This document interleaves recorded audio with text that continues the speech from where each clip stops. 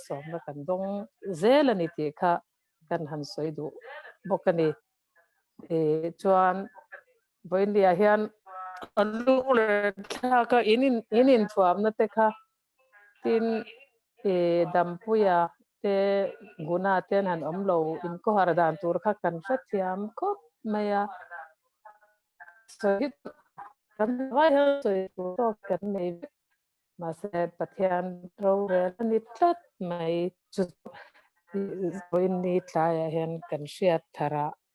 kan soi tel du ani kan in biak ang reuh khan bi hi in zu mani engma thiam ka nei si lawa sharing ang deuh kha ani mai a testimony thui deuh kha ani mai a tin ka soi ngai nom thiam lo bok dona vo india kan in hana tura chuan sam number za som thum pakwana chang som pathuma tanga chang som pariat te philippi bungli chang ruk chang sari chang som pakhat te hi athar hian karil ro hian oma chu chu kan chiar chuak lukange sam number za som thum pakwa chang som pathuma tanga chang som pariat nangma nge in karil ro ineya kanu pum chunga mi khua inena lom thu ka hrilang che lau om takle mak takasiam ka risi a ithil ti te hi mak tak ania chu chu kanun na hian a hrechiang hle ani aru ka siama ka oma leimun hnuai hnung bera moi taka siama ka omlai khan karurel chu ilaka thupin a omlo karir wang la fam kim lo chu imitin a hmu a ile khabua chuan kapeng ti zong zong hi ziak vek ani a ani tela siamin a om zela a pakhat ma la om ma in o pathian i ngai to ane te chu katana valu em a in fin kom chu avana sa em chiar donila atam lam chu triau vai vut ain tam zo kang ka han men chuan inhena kala om cheu thin ani chuan philippi bungli chang rukle chang sari chang som pakhat philippi bungli chiarang enga ma mang ang su engkima tongtai le dilin lom thu hril tel zelin in du na te chu pathian hne na hria tirin om zok ro se ti chuan pathian thlamwan na ril ru reng renga hriat lo khan in thin lung le in ngai to na te chu krista isu a chuan a ven sakang cheu ti chuan chang som pakhat a chuan ke zong eng ang po in om ma ila lung oizel ka ching to si a hi kan chiar ridu ani pathian in a thu kan chiar rik le kan ti rik te kan tan mal min som sakro ase ka tong tai si longa kan soi ngal bor menga hei har sat na sang tu na po khovel pum puin kan han tong me kani sam number za som thum pakwa hi karil ro hian nimina mi ang tu na mi ang hian le tu na karon chiari englai po hian a thar hi ni top meya aron lu na chan po hi sang ni pathum kuma khanin mun danga ka online kapa hi cancer wangin a cancer ani a cancer ma khan kan chung kwa khan damdoinan om khan biopsy result chuak dona chuti khati biopsy result biopsy ti angaya ti te khan ril ruha tak khan kanin biani chuan keipo ka omna hmuna khan jing lam le tlai lama le ka meng reng chungpon mai bichim chungpon ka hriat ang hian ka thiam ang to hian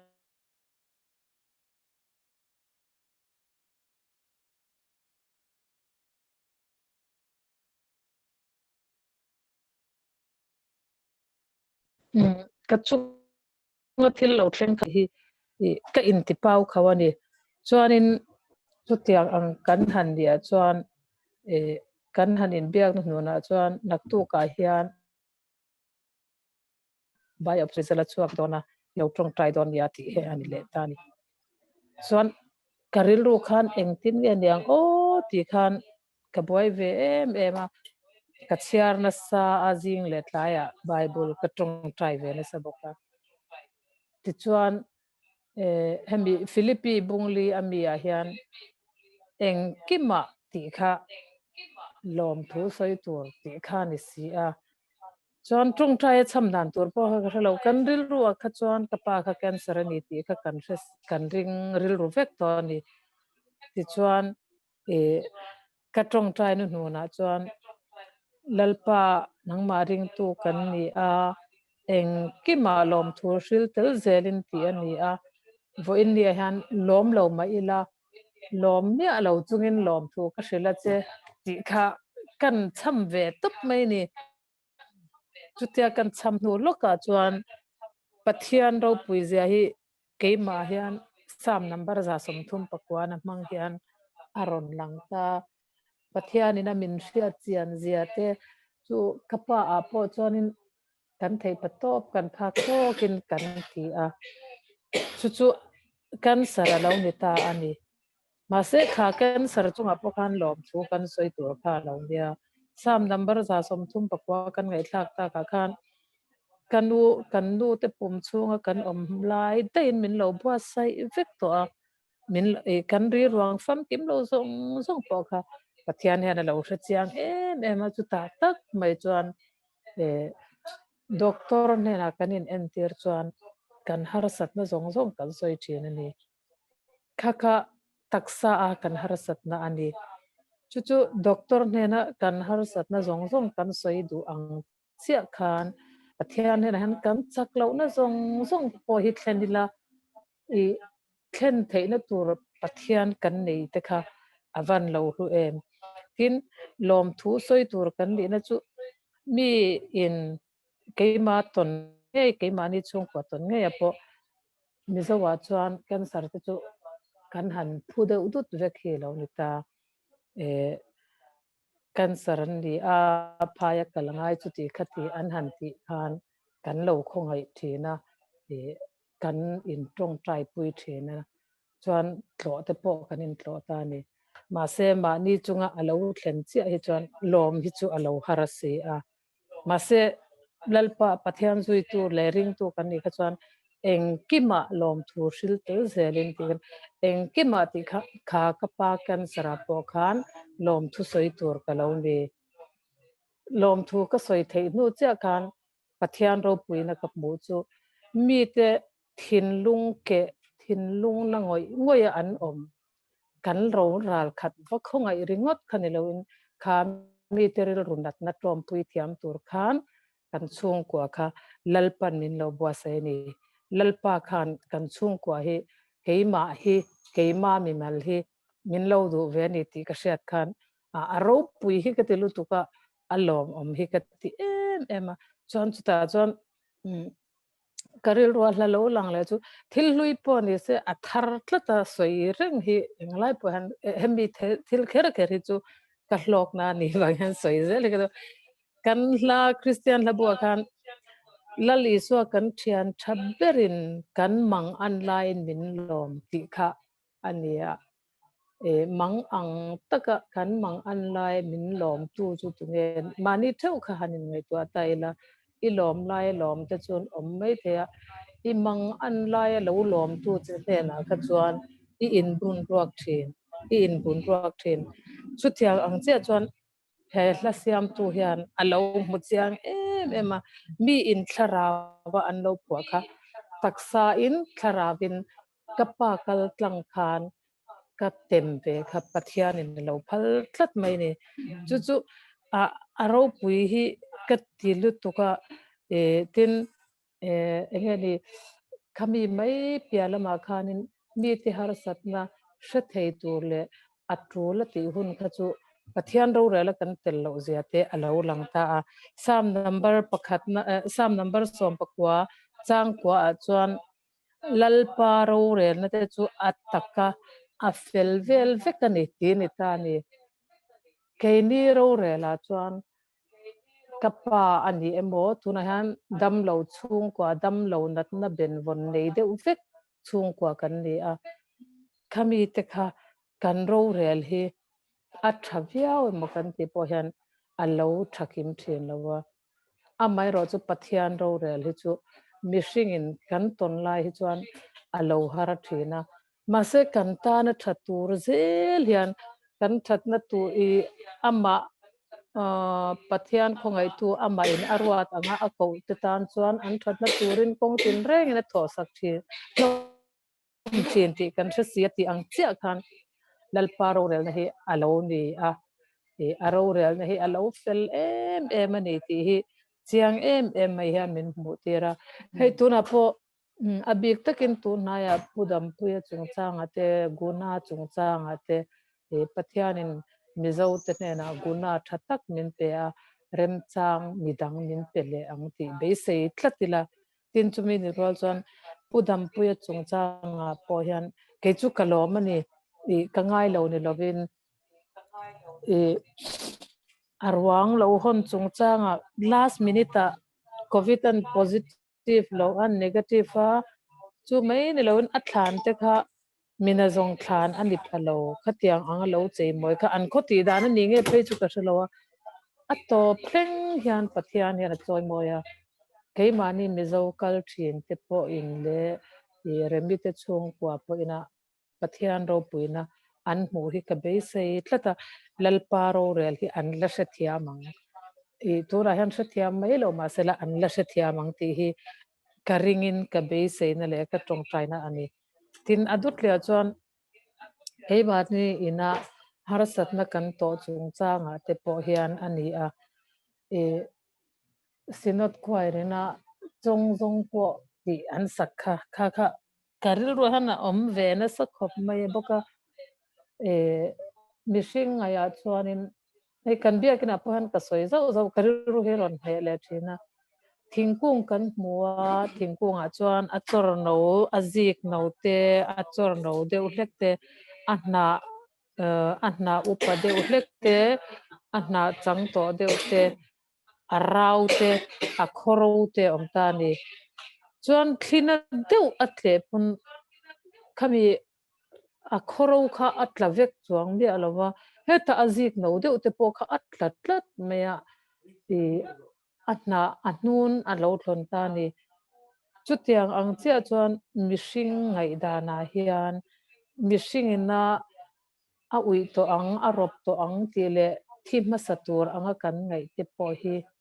pathian rem ro atani lo hi chuan keimani thu te a kan nun na kan in chat ani le khatiang ang ani lo hi chuan lalpa hian kan nun na thu a hian thu anein a ro rel hi ani chiang ani ti hi a chiang hian ka hre khop mai tin thingkung bula emothi thil hring hrim na nei kung bula hian kalta angula chang rengma ula khoilai hnu mi khange ron tla tha hi kan hrengai lo re amai ro chu pathian chuan kha thing na kha thingkung na khoro hnun po azik no po a engkim kha alo shevek bhaya le alo engani an hun tur kha alo bo sai ve kani chu tiang che chon keimani a po hian pathian hian kan hun hi ama in avonga engtika nge chu thing na po chu keimani hi kan tlak don hriat lowa chu wang chuan hlasiam tu chuan kanun tui hala leng vela ria ka cham hlen na omlo adanga tur le si thin ti kan sak thin kha khang ang te kha alo ni a kan nei chuan adang kan du le a khovel kan om chung chuan kan du hi a topin tai omlo kor thar nei emo thuam na thar thil thar engemo mun ro pui deuh kan hmu chuan a ai ro pui hmu le chak na in kan om thin mishing du hi a top thei tak lo ni chung zong a chuan chung zong chunga thu nei tu chu kan lalpa ani a kan lalpa ina lal ngai omi min han ti thei te kha lal ngai omi min han ti kha aro pui lu tok min rin lo deuh kan mi ngai san deuh tele mi chung chuang zo kina rin lo deuh maya kan minga min han ko kha he tilai kil khata nivak loina min ron ko ringot ai chuan he to mi thil ti thei deuh min ko kha chu nangmani a po adana dang nge yang chung zong chunga omina hei hi ka fa ani vo India kasina ni lel ngai omi ani minti theina kha I ahlu in aro pui hi katia ti chuan hei voina po makkati le em chu mi malthil kan soi kai le lokanga tun August October ni som pakwa khan kan zon na lama hianin positive alo kala wangin nimina nen vo ina po contact tracing turin kan buai em me ni tugina sample test lak tur kan ni ti an han soi khan chuta po chon ni chinami bok kha enga ma mang ang su eng kima tong trai le dilin covid Mizoram mai ni lo covid pum puya buai la ya hun eng mo chen march si som hi pani national lockdown an ti tang khan hei ke ni te phechun ni nga mani chia kha office kal loin kana ma kan culture chara vo in ni thlengin har sat na nei loin kan lo oma khang ang ringot po kha soi turi ka ngalu to aman hi atam lu to aman chiar sen ro lo ti hi ani top mai ni mishinga lei tur hi ni se ka lei zo seng lo kan lei thei don lo tun bora kan riat angin covid awangte covid lo awangte po in kan nun na har sat na top ko kan chuan oxygen ventilator kan mang kha ventilator oxygen kan man na man kha kan man na dam doi inte kan pethin mase vo in ne pathianina min pek oxygen hi pathian hian min dil ve ta se keini tan hian ti ngai na amlo chuwang chuan kan hun than nei lai hian pathian lam hi kan hoi mol mol hi angain ka ria a tin adut le chuanin thil petu nilovin thil petu nang thil petu nangman thil pek nilovin thil petu nangma ka du che mal som tu I mal som na nilovin mal som tu nangma ka du che tidam tu nangma iti dam nilon ati dam tu ka du kan ti kha voin tun hun kan hun poimo hen tun kan hun a hen kan lal pana hun tha min pek theu ni achua ka kan dong thewa rasura kan dong theu ni engle zan boruak kan dong theu he kan hun thaneya hian lalpa lam hi kan hoi hi apoi mo le in ka ria a chuan hun pumaro rongbol tu kan ni thelo ni mai thei eng huna hian nge rongbol tu kan ni ang ti alan na tur chu kan ni tin ele barzon na kha bazar ni mai theya in lam pang ni mai theya keini ai mai nung te na ni mai the keini ai ro pui te na ni mai the khami huna khan hemi hi chu pathian riat ani hi min ti theina turin lalpa chinchia na pu tu te hian lalpa ro re lalpa hun ruat lalpa engkim ani ti shethar le ila sam number za som thum pakwa ina asoi angkhan kan hnung lam le malama min huala kan chunga ko te nat boka heti kawasya na sa hi kata na maklu to ka asang maka phak lo ani pathian ne na ta hi kalbona omlo se ola mudna se amila chuta po chuan alo om khoya po hian amila mishing ngaya khovel ngaya aro pui berlen wam ber anga kan ngai pon top chin nei tlat top chin nei lo lalpa ne na hian ikalang u ti kha in karkek deuin ka soi thiam an chin le karil ro om angania khatiang khati kha ka soi theini selang pathianin kan thu han ti rek mol tak tak te kha kan ta na tharin malmin som sakro se amen tlome alo le mai a practical khop maya ni tun lai kan til ton hi do thu sam lo tak tak ni ma se la pathian hian kan du thu sam hang hian min bua se tum lawa a du thu sam kan ni theina turin pathian hian min bua se thin ti kha karu ro lo om thar le a wa ngai kan lo le mai Vellore Mizo Inkhawm ti tu tam tak Mizoram atangin Vellore kal thin te elai huna kal thei lo mai la fellowship kan nei ho thin hi kan lo le mai a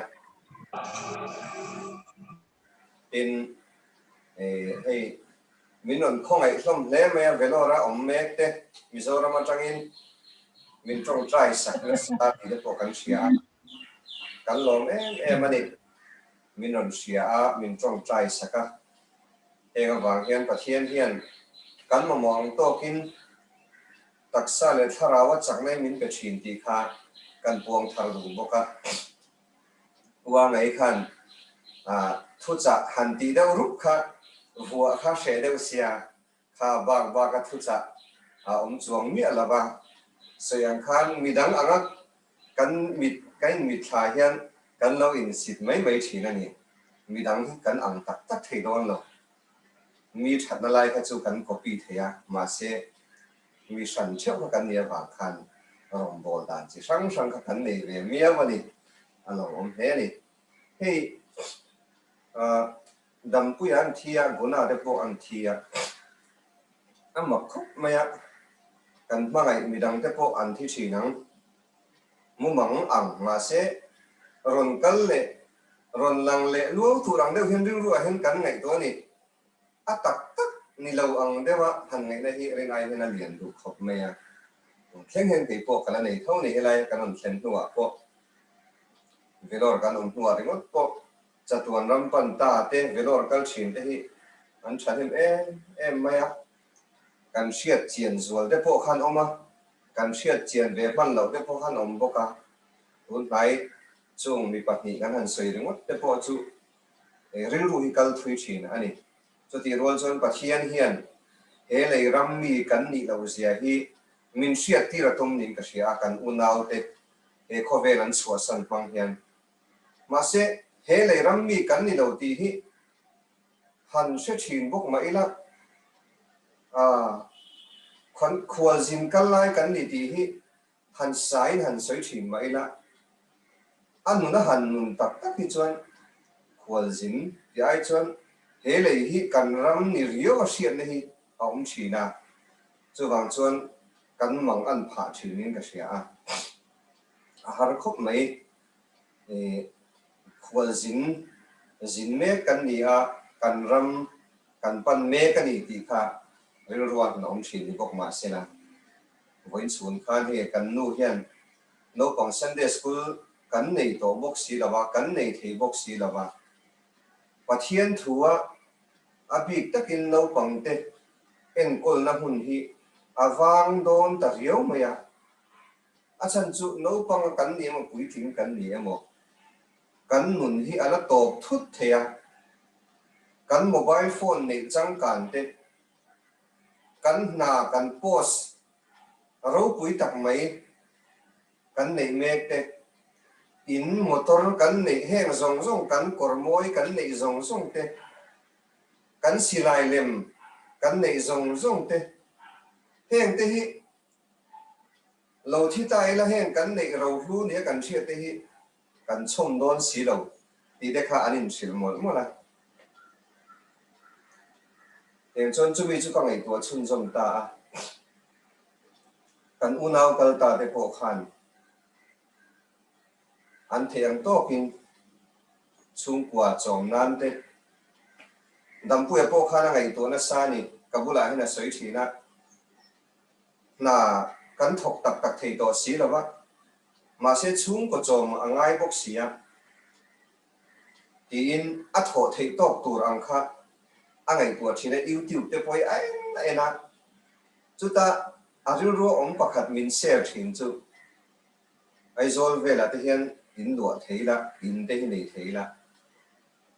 Vellore kal fo ngai don sia chu ti ro chuan in en kol na le chung ko chom nan hian na tho ngai sia na rum kan thok thei si lawa sa bon siam na te hi din tai la sa bon pa ngai te chu siam hin an om nual mai theya ma se washing powder tak hi siam hi an om chia lo hian kan she rimota heng te hi siam zir ka du mai ti thila Vellore han kanin kom na sa dam pui nen khan chu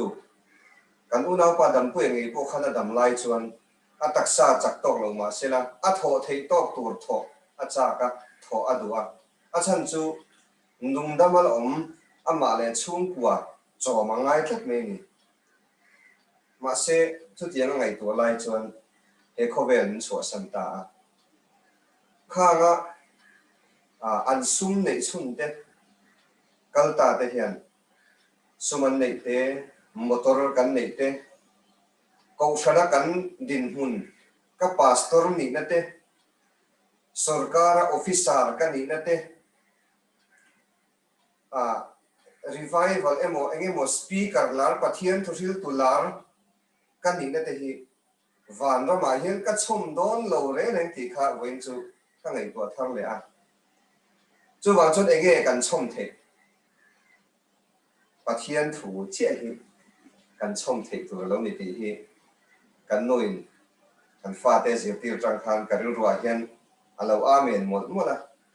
amen ti lo chon pathian thu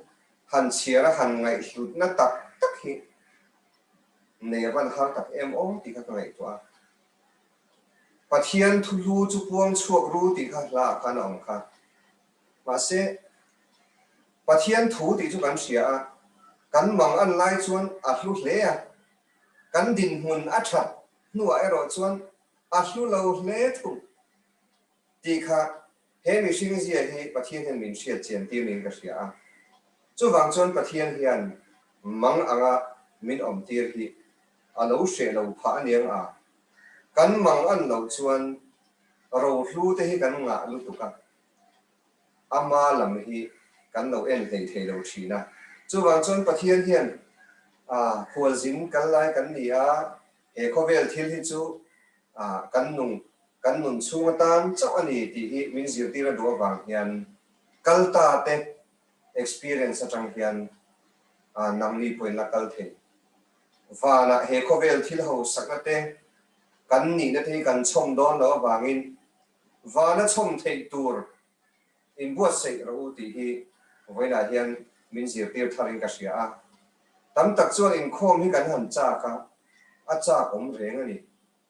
ma se tam tak in khom kan cha na chan chu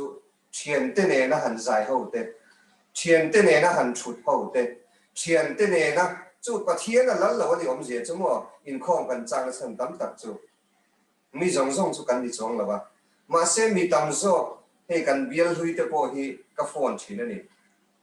lockdown na ni wang wanga jing trong trai khom po ati thei lo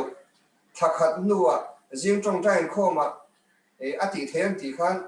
tu thum ve lu chu kan buk lui maya ma se in khom hi kan lo chak tak tak mi alowa kal khom in hu khom ti khom thut khom om khom ei khom zai khom chu pathian thu tak phena khan in khom kan chak chan po kha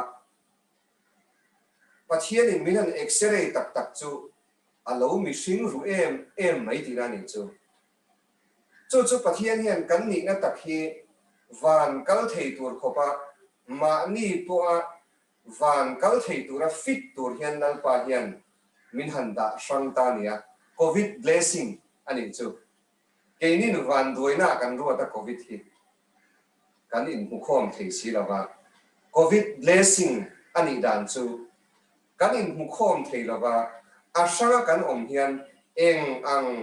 rau nge kan chan ti hi lalpa hian asangai ong khan eng ang rau nge kan chan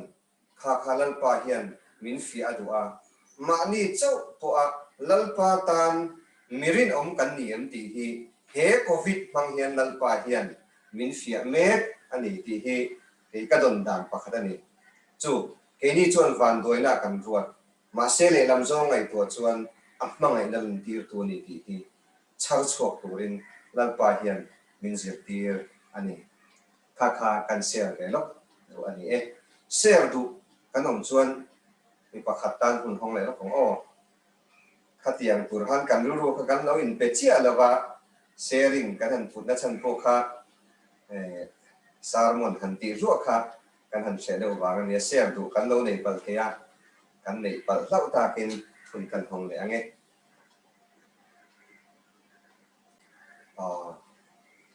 kan om to lo chuan kar le a khom to in bua seila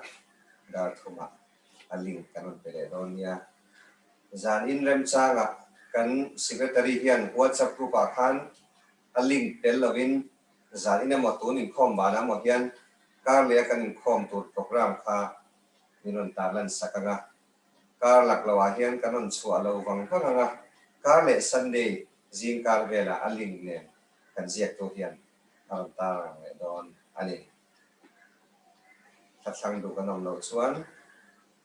Christian na number zali somtua pangana iswa mangai na le thatna le za ngai na ifakang zali somtua pangana ipathian choi hoinan kan sa anga kan sak zo a mal som na soin kan trong chai nga kan in khom kan chin don